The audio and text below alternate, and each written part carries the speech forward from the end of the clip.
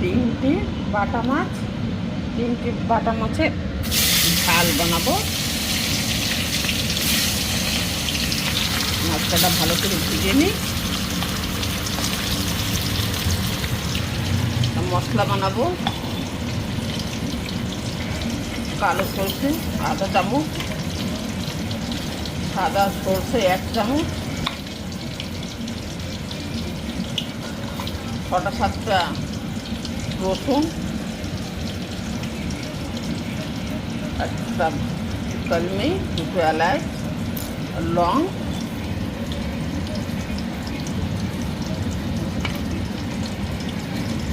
অল্প একটু পেঁয়াজ,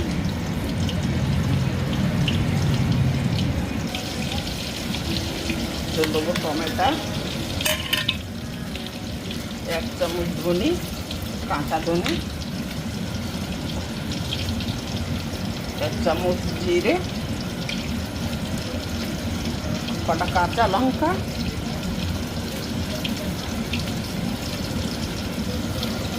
কটা শুকনো লঙ্কা, রসুন আগে দিয়েছিলাম, একটু আদা, পেস্ট বানাইনি।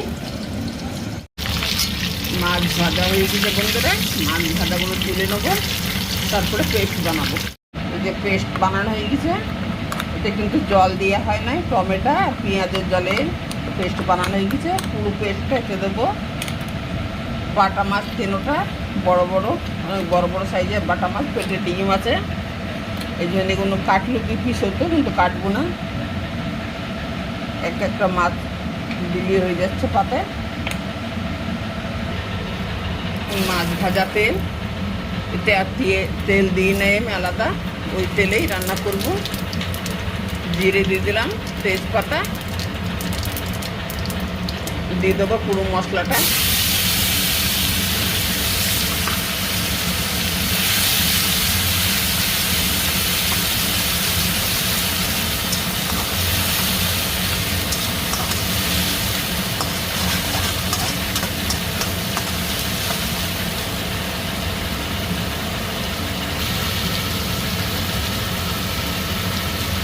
এতে দেবো হলুদ, আর হচ্ছে দেবো কাশ্মীরি লঙ্কার গুঁড়ো। কেন এতে আমরা কাঁচা লঙ্কাও দিচ্ছি, শুকনো লঙ্কাও দিচ্ছি পেস্ট বানানোর সময়।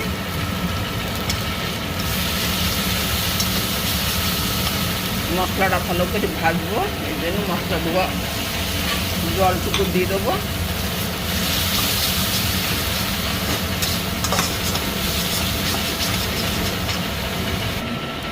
এই যে এভারেস্ট কাশ্মীরি লাল,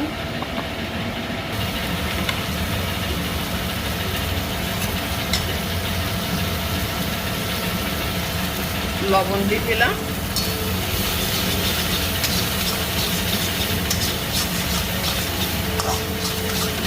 আর একটু ভাজা হবে, মশলা ভাজা হয়নি এখনো। দেখুন মশলায় তেল ছেড়ে দিচ্ছে, মশলায় ভালো মতো কষা হয়ে গেছে।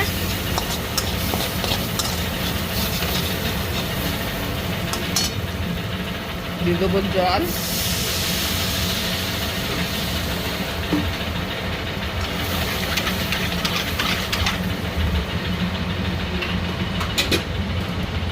মাছের ঝোলটা ফুটে গেছে, দিয়ে দেবো মাছগুলো।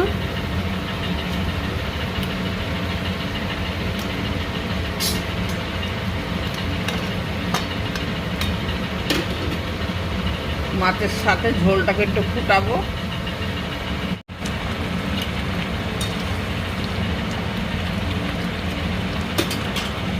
এর মধ্যে বন্ধুরা মাছের ডিম দিয়ে দেবো, ডিম ভাজা ডিম আছে, তো ভাবলে এতেই দিয়ে দিই, রান্নায় যায় সাথে খাওয়া হয়ে যাবে। ডিম ভেজে রাখছি, আলাদা রেসিপি বানাবো।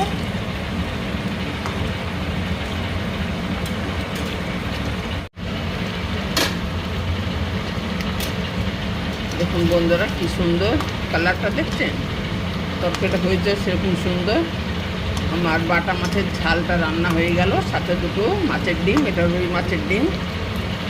তো আপনারা ভাববেন 3টি মাছে কী হবে, তো 3টি মাছ না বন্ধুরা, যেখানে মাংস আছে, যারা মাংস না খাবে, এরকম মাংস কি সুন্দর রান্না হয়েছে, কালার।